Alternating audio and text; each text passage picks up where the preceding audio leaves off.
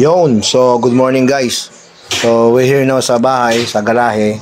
Kasama ang ating Marvel 130, ang ating e-bike. Ito naman ang garahe natin, yung ating Hyundai Stargazer, nasa labas muna siya.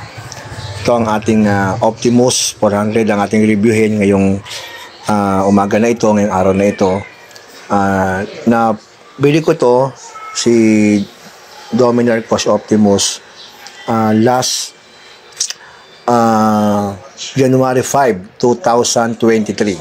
So, nung last January 5, 2025, 2 taon na siya.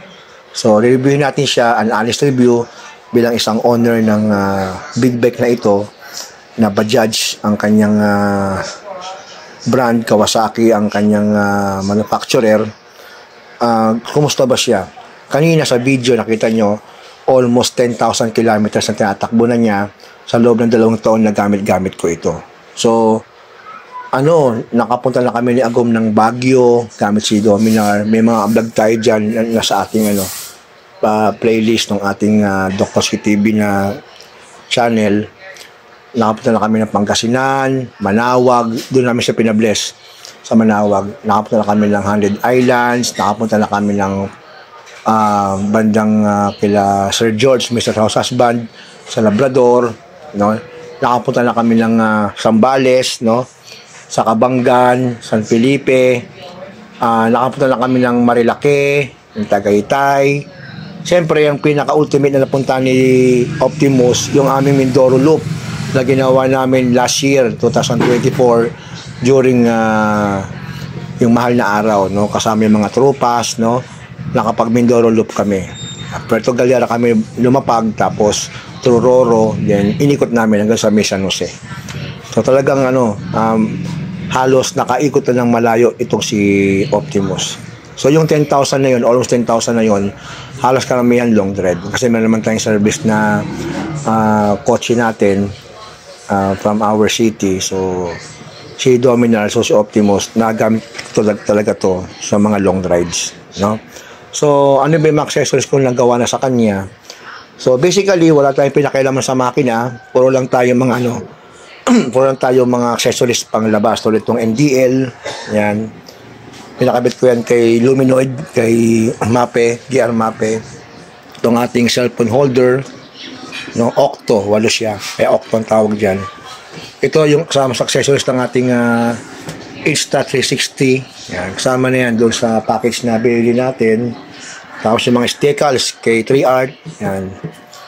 Ano pa yung ating mga pelagi kay Dominar. Ito, bagong-bago nga yung ating blind spot mirror. Yun, yung ating baba. Bago na yung kanyang pinaka-tambutso. Kasi, ginalawang. Sakit ni Dominar yan. So, pinakabitan ko ng stainless kay Master Jeep. Kita ba? Teka lang. Yan natin. Yan, no? Yan, bago na yan. Cut delete, yung twisted elbow, pinakabit ko sa may sa bandang Caltex na sa may North Caloocan, pupuntang Diparo. Yun yung ating horn.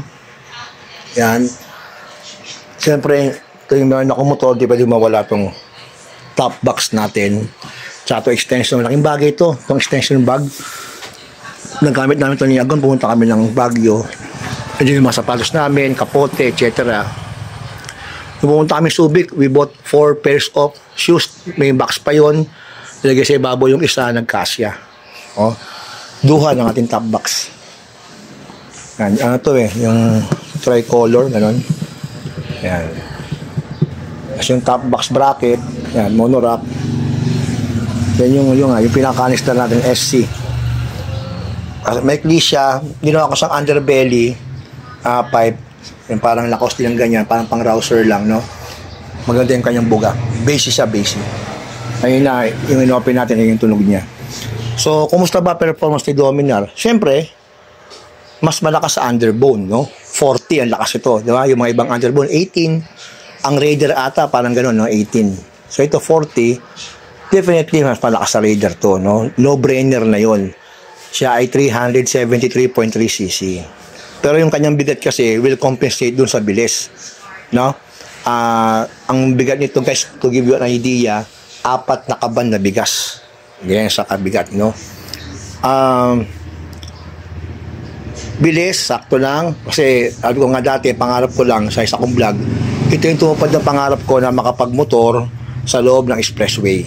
Yan. So, NLEX, SCTEX, Cavitex, Skyway, so lahat, napasok ko na ni Optimus. Meron siyang dalawang sticker for easy trip tsaka sa pang south, no?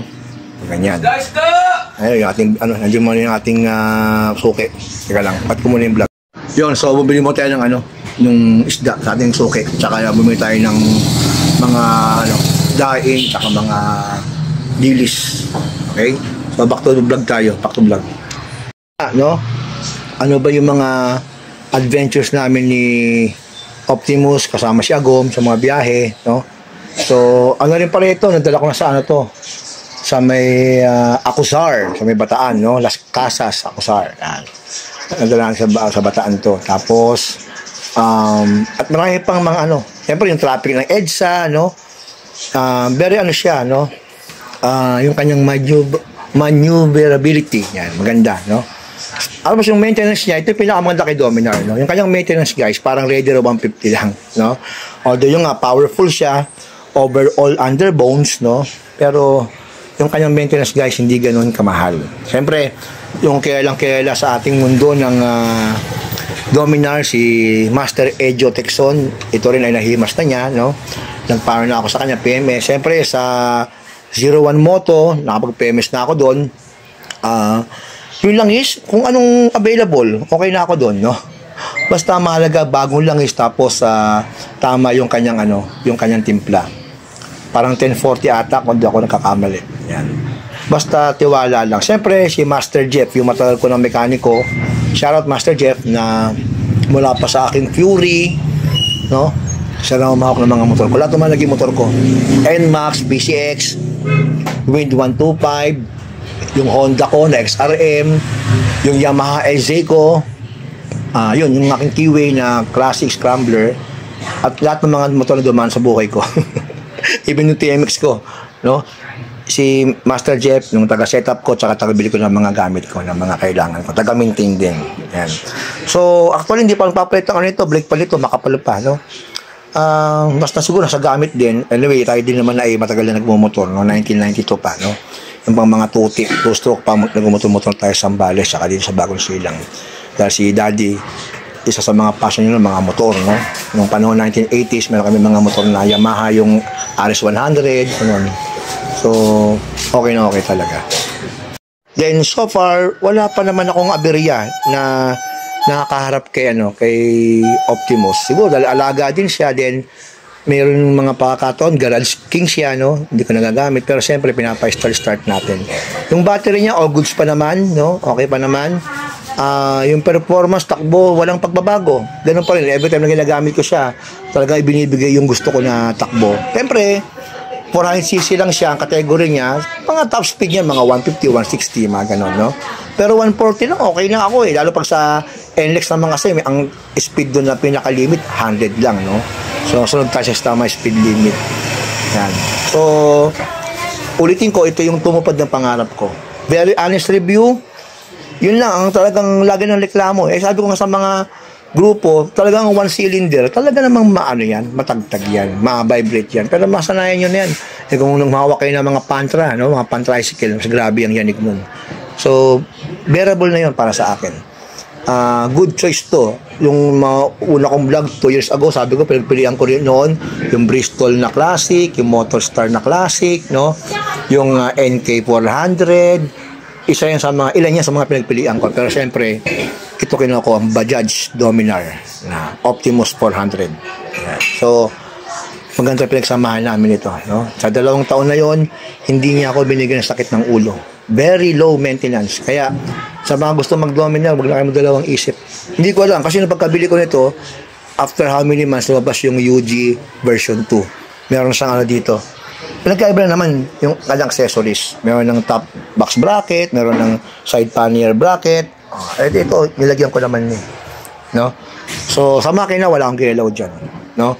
Kaya talagang all stock yan, yung accessories niya lang. Usually sa mga motor, ganun ako no? Hindi ko ginagalaw yung makina.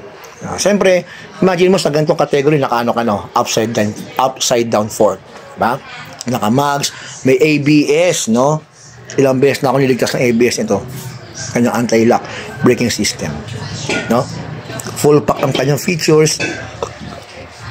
Double yung kanyang panel gauge. May oras yan.